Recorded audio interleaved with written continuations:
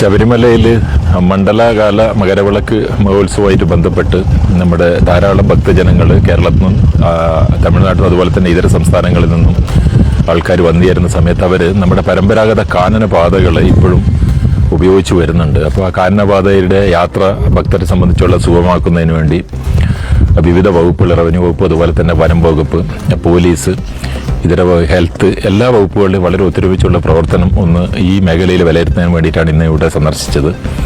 അപ്പോൾ ഇതിലെ ഒരുക്കങ്ങളൊക്കെ വിവിധ വകുപ്പുകൾ പൂർത്തിയാക്കിയിട്ടുണ്ട്. നാളെ തൊട്ട് ഭക്തർ വന്നു തുടങ്ങും. ഇന്ന് തന്നെ സത്രത്തിൽ ഏതാനും ഭക്തരൊക്കെ തമ്പടിച്ചിട്ടുണ്ട്. അപ്പോൾ നാളെ രാത്രി നിശ്ചിത സമയത്ത് അവരെ രാവിലെ മുതൽ ഉച്ചയ്ക്ക് 1 മണി വരെ മാത്രമാണ് അവരെ അവിടുന്ന് കാനനപാതയിലൂടെ വിടുന്നത്.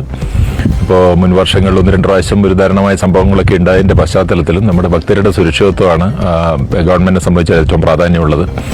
അപ്പോൾ അതുകൊണ്ട് തന്നെ അതിൻ്റെ ഒരു മുന്നൊരുക്കങ്ങൾ വിലയിരുത്തുന്നതിന് വേണ്ടിയിട്ട് ഇന്ന് എത്തിച്ചേർന്നപ്പോൾ ഇവിടെ പ്രത്യേകിച്ച് വലിയ പ്രശ്നങ്ങളൊന്നും ഇല്ലാതെ ഭക്തർക്ക് വളരെ സുഗമമായ രീതിയിൽ ഇപ്രാവശ്യം ഈ കാനനപാത ഉപയോഗിച്ച് സന്നിധാനത്തിലേക്കും ഒക്കെ യാത്ര വളരെ സൗകര്യമായിട്ട് നടത്തുന്നതിനുള്ള എല്ലാ ക്രമീകരണങ്ങളും നടത്തിയിട്ടുണ്ട്.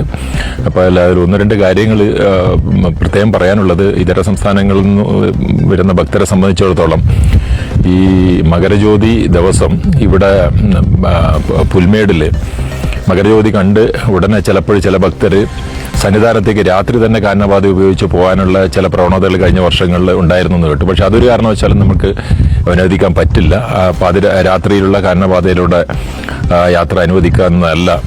അവർ തിരിച്ച് സത്രം പോയി, സത്രത്തിൽ നിന്ന് അവരുടെ വണ്ടി പമ്പയിൽ പോയി അങ്ങനെ യാത്ര ക്രമീകരിക്കേണ്ടതായിട്ടുണ്ട്. മകരജ്യോതി ദർശിച്ച ഉടനെ ഇരുമുടിക്കെട്ടുമായിട്ട് കാനനപാതയുടെ യാത്ര ഈ വർഷം ഒരു കാരണവശാലും അനുവദിക്കുന്നതല്ല.